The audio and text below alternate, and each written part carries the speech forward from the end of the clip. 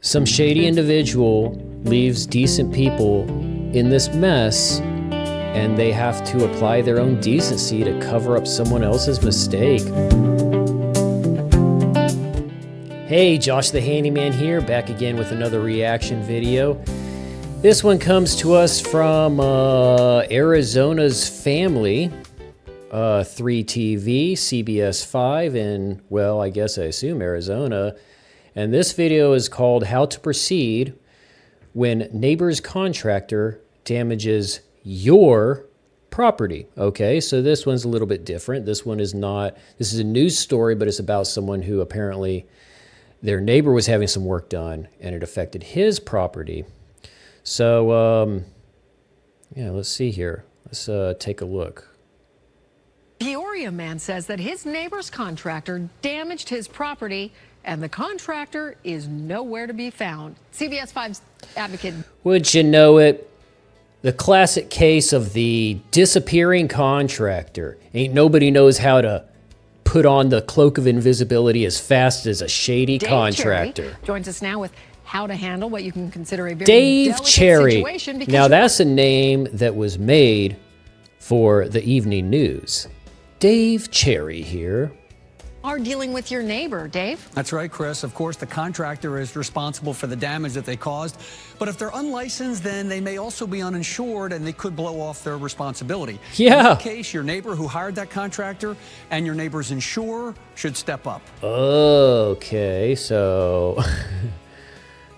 All right, yeah, I see where this is going. Don't hire someone that isn't insured or licensed, etc. Larry and Kay Hood say their neighbor's tree trimming contractor dropped a branch on their carport awning, causing two panels to separate. Larry's worried about... Oh, that doesn't even look that bad. Causing two panels to separate.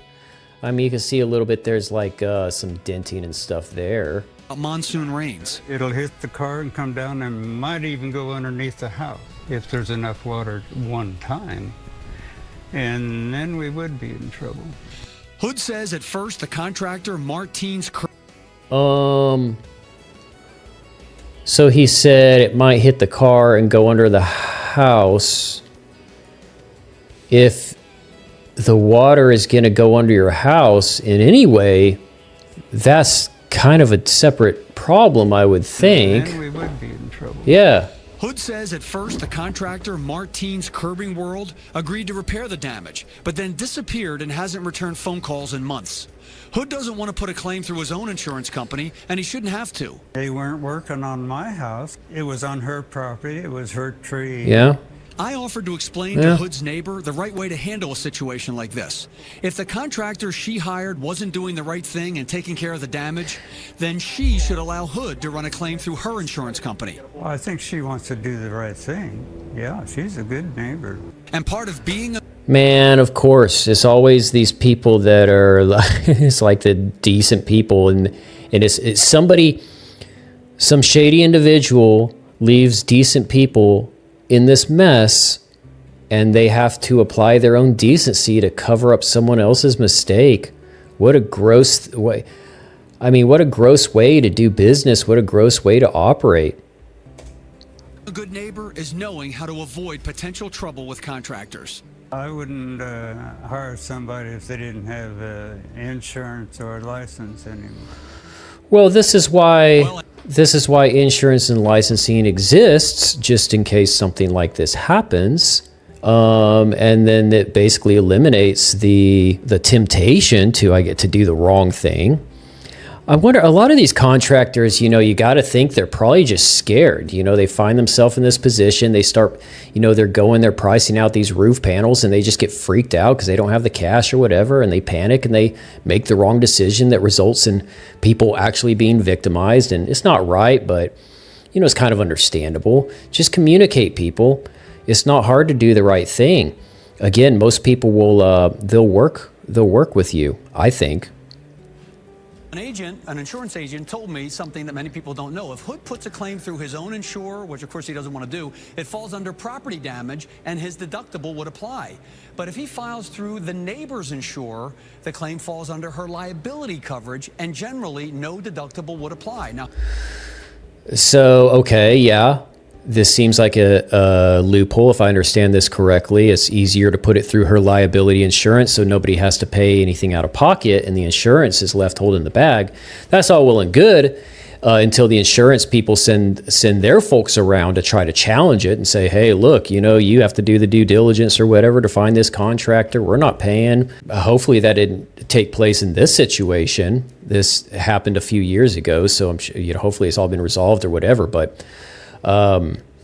yeah, what a thing. Her rates would go up a little bit, of course, as they should, but she wouldn't have to pay any out-of-pocket expense to fix the damage caused by her contractor. One more thing. After I contacted that contractor, Martine, he went the very next day to the house and repaired that damage in an expert way. We appreciate him and want to thank Martine for doing the right thing. Let's see this. I think it's probably the end of the... Tell me about your consumer dispute. Go to azfamily.com/CBS5 Advocate. Click on the link, fill out the form, and I'll get back to you for sure. Dave Cherry. That's...